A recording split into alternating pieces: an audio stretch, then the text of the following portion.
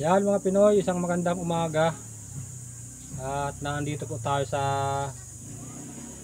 bahay ni Boy Piloy na sira na po yung ating kubo dito.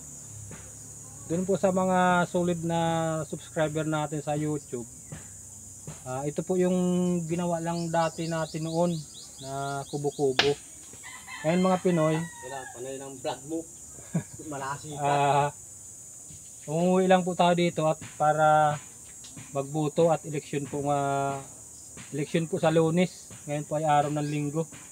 Shout out sa kaibigan natin, ayan. Shout out kay Boy Pinoy. Iya. At ayun, kung mapapansin nyo, sira-sira na yung bubong. Pakita mo, Jay. Ayan. Ayan. Bali umuwi po kayo tayo sa Rinconada, kaya iniwan natin tong bahay kubo natin dito. At ayun nga, nandun na ulit tayo nagtatrabaho sa Rinconada. Dati kaya mga Pinoy, kaya po tayo nagtayo ng kubo dito. Ito po yung tinuluyan natin nung nagtatrabaho tayo dito sa bayan ng Dilgaljigo. Makita mo ang loob, G.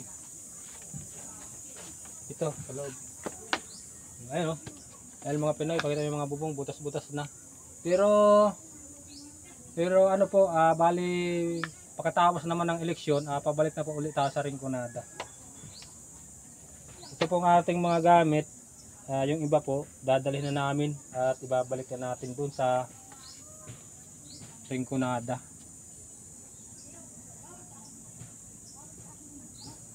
Peram.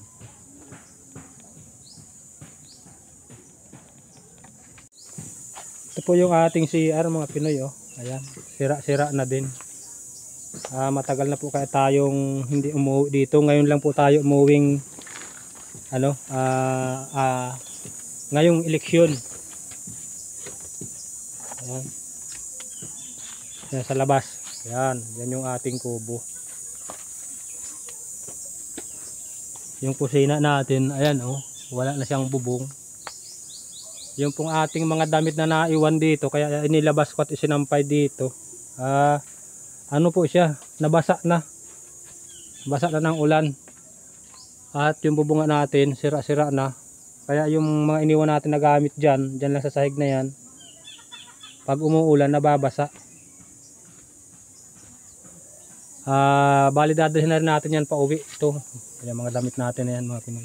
Kaya mga gamit na yan. Balik na po ulit tayo sa Rinconada. Ito yung ating lutuan.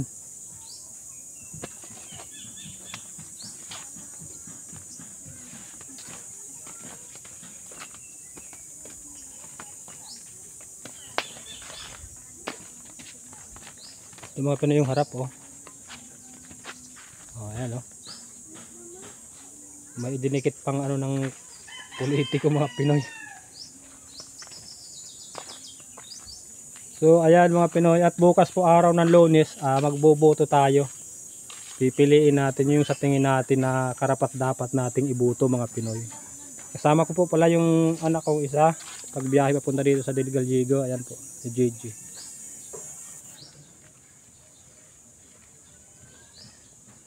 Ilang buwan din kaya tayong nawala dito. Kaya nasira talaga yung mga bubong ng kubo natin. At hindi na natin siguro yung mga Pinoy maayos, at pagkatapos ng eleksyon pauwi na rin tayo sa Rinconada.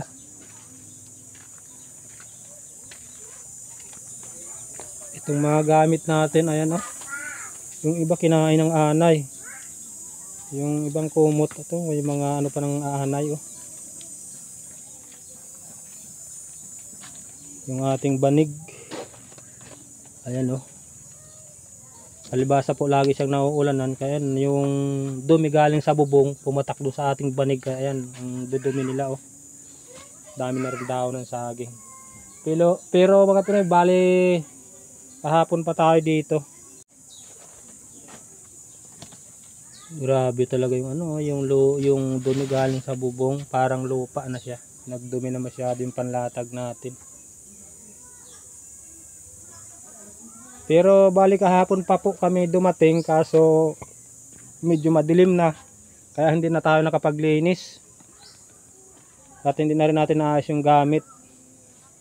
Ngayon na lang po at igagayak na natin silang lahat. ating mga kumot, tuwalya. Yung ating mga plato na yan, dadalhin na natin lahat pabalik sa Rinconada. Pati ito, lalaban lang muna natin yung panlatag. Motor ka lang, boy. Ha? Motor ka lang. Nag commute. Ikaw kailan ka dumating? Kagabi pa.